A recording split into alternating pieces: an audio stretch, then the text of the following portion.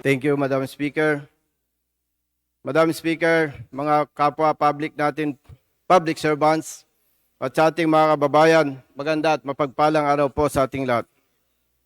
Madam Speaker, bilang isang big biker, nangarap din po ako na maging kasapi ng BMW Honor Society of Safe Riders, BOSS. Dahil alam ko po ang advokasya ng mga bumuo nito. Marami silang ginagawa para sa ating mga kababayan na walang hinihintay na bayad o kapalit, katulad ng mga sumusunod. Una, socio-civil medical missions sa iba't ibang lugar ng ating bansa. Ikalawa, outreach program, katulad ng pagbibigay ng wheelchairs and crutches sa mga disabled individuals. Ikatlo, pagbibigay ng mga special medicines sa mga hospitals. Ikaapat, pagbibigay ng mga pagkain sa mga senior and retired priests and nuns.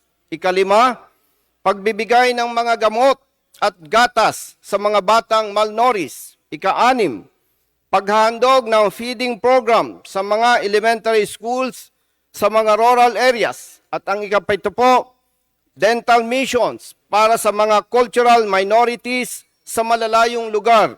Ikawalo, pagbibigay ng mga binhi at gamit para sa mga mahihirap na magsasaka. Ikasyam, field trips sa mga amusement parks para sa mga batang may malubhang karamdaman o cancer. Ikasampo, mercy mission sa mga lugar na binabaha at nasasalanta ng mga kalamidad. At ikalabing isa, Madam Speaker, pagbibigay ng mga pagkain, damit at mga school supplies sa mga street and school children. Madam Speaker, ang mga nabanggit na gawain ng BMW Honor Society of Safe Riders, BOSS, ay nagsimula noon pang 1999 at may 3 dekada na po ito na kanilang ginagawa. Ang kanilang advokasya ay hindi kayang sukatin at hindi kayang pantayan ng iba dahil sa pagsisikap ng mga bumubuo nito mula sa hanay ng mga professionals, expats, diplomats, entrepreneurship, military, PNP, and government officials. Ako po at ang aking kasama sa One Rider Party List, Honorable Congressman Ros Gutierrez, ay kapareho nila ng mga big bikers at road safety advocates. Marami rin po kaming kilala at mga kaibigan na nakikisa at sumusuporta sa kanila.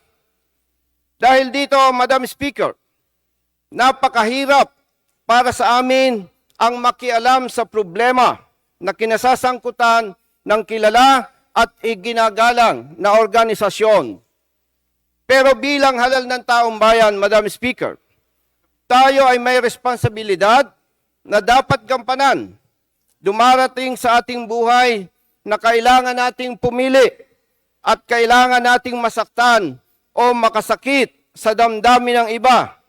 Hindi para sa ating sariling interes lamang, kundi para sa interes ng ating mga pinaglilingkuran, lalo na sa mahihirap na walang kakayahang proteksyonan at ipagtanggol ang mga sarili.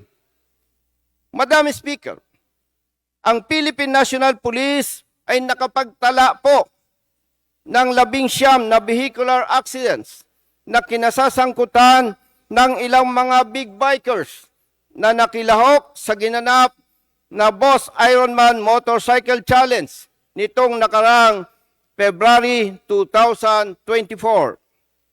5 sa Region 1, 8 sa Region 2, 4 sa Region 3, 1 sa Region 10, at 1 po sa Region 11. 3 po sa mga biktima dito ang namatay.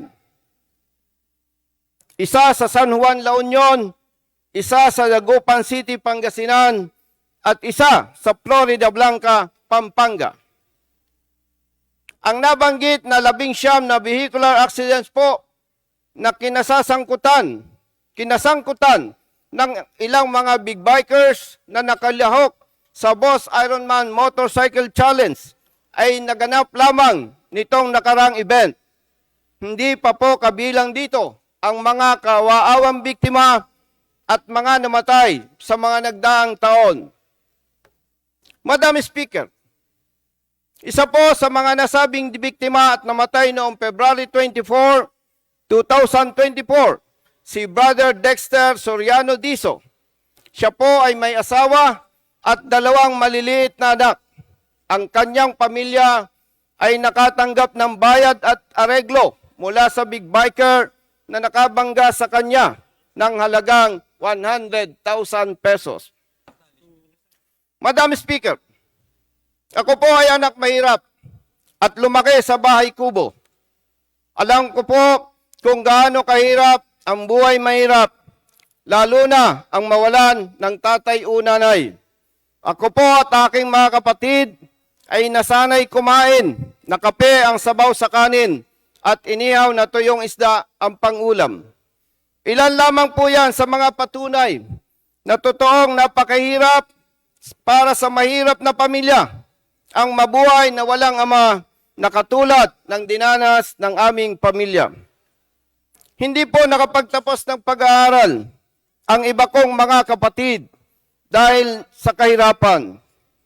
Madam Speaker, nabanggit ko po ang aking personal na buhay para ipaalam sa inyong lahat at sa ating mga kasamang mamabatas na alam ko po ang pagdurusa at paghihirap na pwedeng danasin ng pamilya ni Brother Dexter at ng pamilya ng iba pang mga nadisgrasya at namatay dulot ng Boss Ironman Motorcycle Challenge na taunang ginaganap sa ating bansa. Madam Speaker, sa bawat aksidente at disgrasya, naiwanang pamilya ang tunay at higit na biktima, lalo na ang mga batang nauulila. Hindi po sasapat ang halagang 100,000 pesos kapalit ng buhay at kinabukasan ng dalawang maliliit na anak na naulila kay Brother Dexter. Walang katiyakan po na sila ay kakain pa ng 3 beses isang araw at wala ding katiyakan na makakapag-aral pa ang mga ito. Hindi po natin sinusukat ang kakayahan ng asawa niya, pero tunay po na napakahirap para sa isang ina na mawalan ng kaagapay na asawa.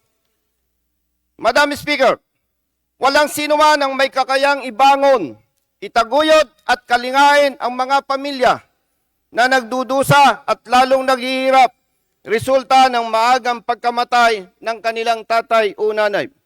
Alalahanin din po natin, Madam Speaker, na walang batang nangangarap na maging masama at pabigat sa lipunan. Pero kung wala ang kanilang tatay o nanay na dapat kumalinga, magmahal at gumabay sa kanila, tunay na nalalagay po sa peligro ang kanilang buhay at kinabukasan. Madam Speaker, libo-libong pamilya na po ang nagdudusa at lalong naghihirap at libo-libong bata na ang nasisira ang buhay at kinabukasan dahil nawalan sila ng tatay o nanay resulta ng mga road crashes sa iba't ibang lugar ng ating bansa. Nararapat lamang po na pigilan natin ang lalong pagdami ng mga ito para mapigilan din natin ang mabilis na pagdami ng mga bata na maaaring maging pabigat sa ating lipunan sa darating na mga panahon. Isa po sa mga pangunahing tinutugunan ng ating pamahalaan ngayon ang iba't ibang infrastruktura, kabilang ang paggawa at pagsasaayos ng mga tulay at mga kalsada sa Luzon, Visayas at Mindanao. Ganun pa man, Madam Speaker, hindi pa rin ito sapat para maging ligtas ang pamayanan, partikular ang ibang mga motorista sa mga event na katulad ng taunang ginaganap ng BMW Owner Society of Safe Rider, BOSS, na Ironman Motorcycle Challenge. Maliliit po ang ating mga kalsada. Marami pa ring lubak sa iba't ibang mga lugar dulot ng malalaking sasakyan, mga pagbaha at pag-ulan. Maraming maliliit na kurbada o sharp curves. Masisikip ang iba nating mga kalsada dahil sa malalaking bilang ng mga sasakyan at mga tao sa lansangan. Maraming madidilim na kalsada at walang mga ilaw. Mabagal at limitadong speed lamang ng mga sasakyan, lalo na sa mga maliliit na bayan at syudad. At marami pang iba, Madam Speaker.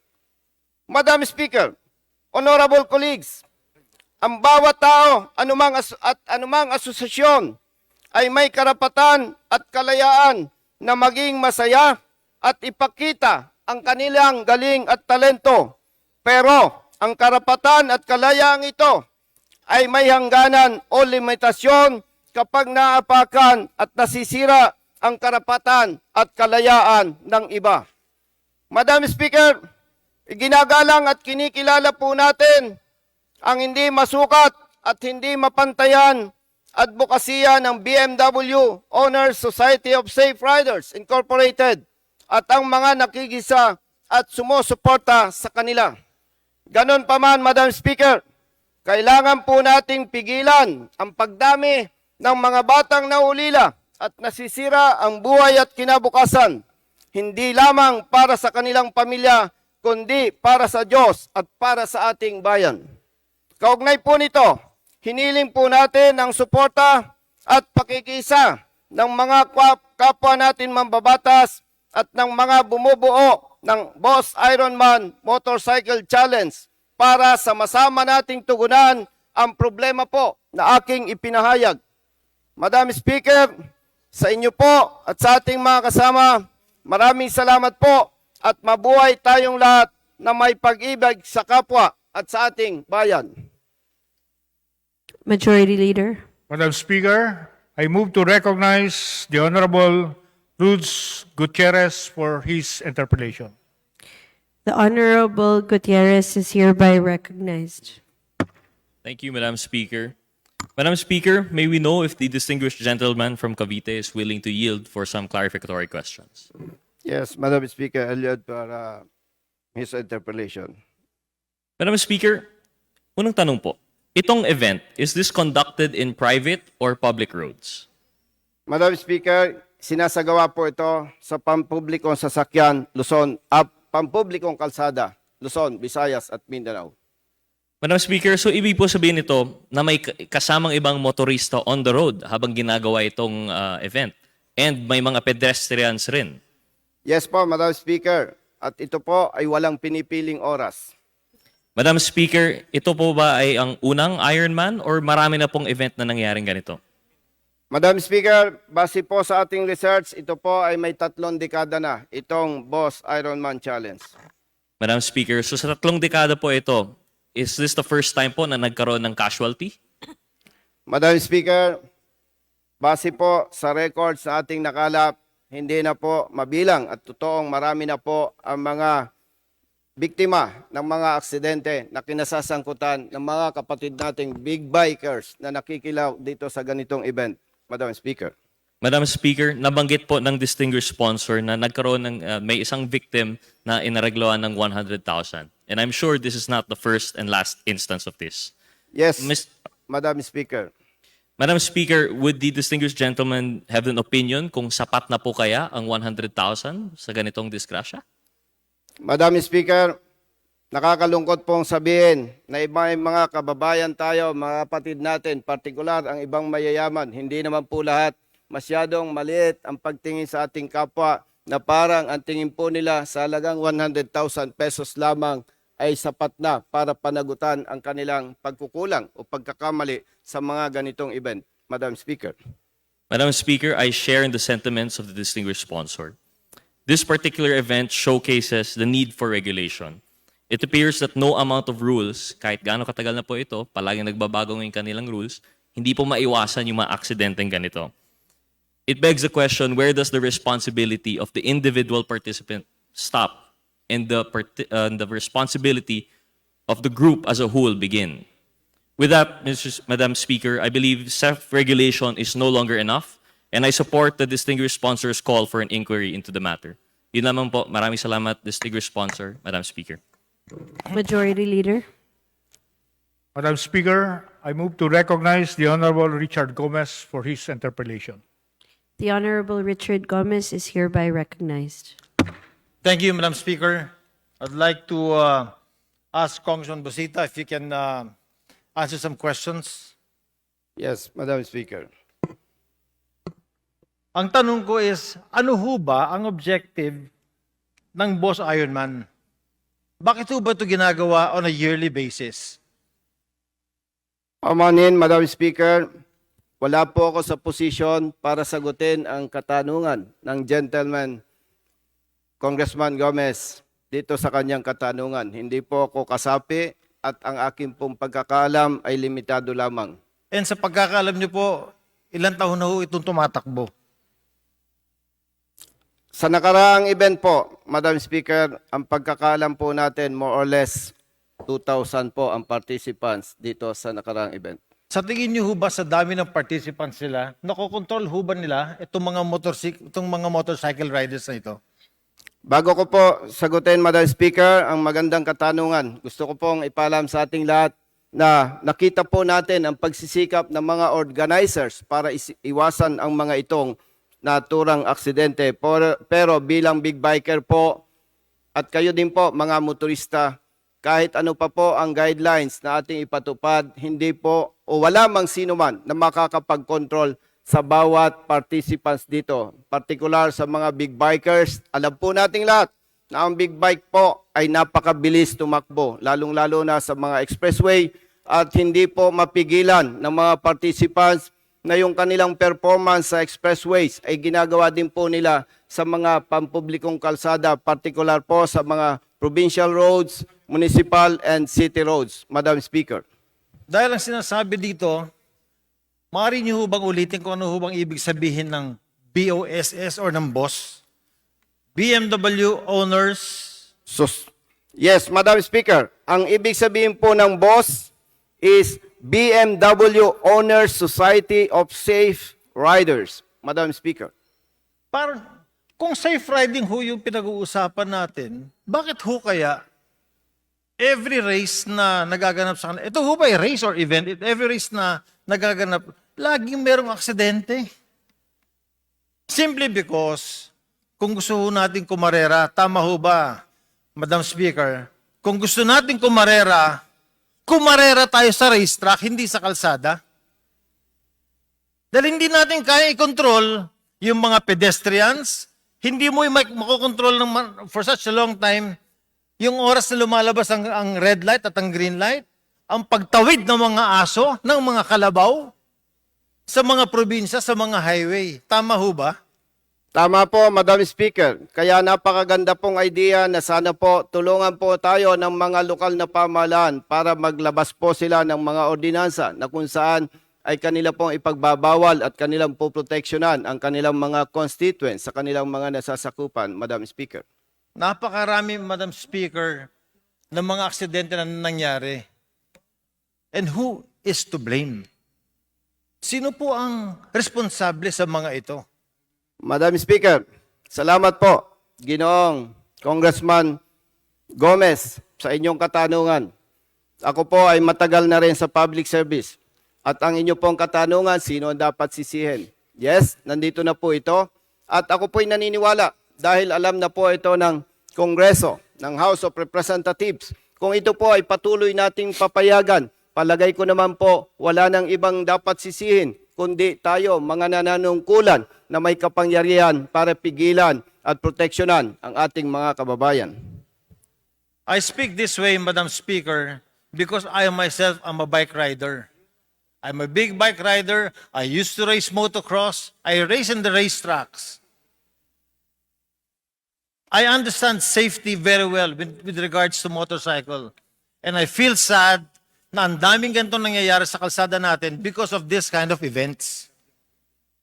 So, Madam Speaker, ang tanong ko lang ho kayo ho ba ay tatawag na investigasyon dahil sa pangyayaring ito? Maraming salamat po, Ginoong Congressman Gomez.